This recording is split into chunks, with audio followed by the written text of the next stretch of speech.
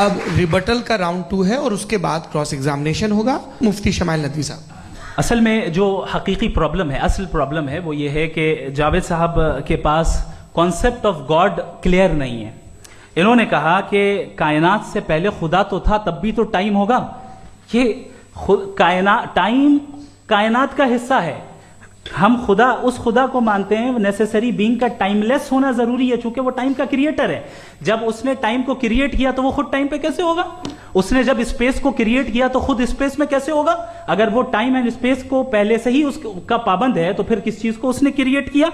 लिहाजा ये सवाल गलत है कि खुदा था तो टाइम होगा। बिल्कुल नहीं, टाइम के पाबंद हम है, खुदा नहीं है। हम फिजिकल वर्ल्ड से ताल्लुक रखते हैं, वो मेटाफिजिकल रियलिटी है। दूसरी चीज इन्होंने कहा वर्ल्ड का नक्शा लीजिए, वर्ल्ड मैप लीजिए, दो अलग अलग जगह की। हजरत मैंने ये होमवर्क किया था और मैंने मिडिल ईस्ट का एक नक्शा लिया और यूरोप का एक नक्शा लिया, ये मजहबी इलाका और ये लिबरल और एथीस्ट इलाका।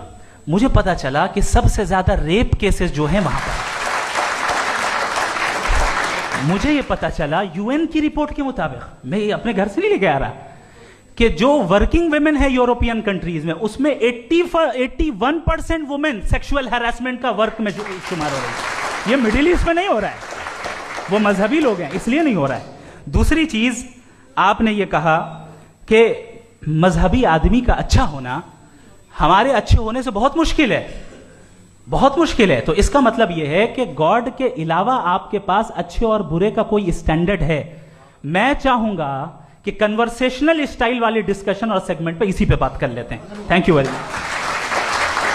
ये रिबटल का राउंड 2 है और इसके बाद क्रॉस एग्जामिनेशन शुरू करेंगे। आप चाहें तो जो इन्होंने सवाल पूछे उनके जवाब आप रिबटल में भी दे सकते हैं। इन्होंने पहले ही हमको डिसआर्म कर दिया।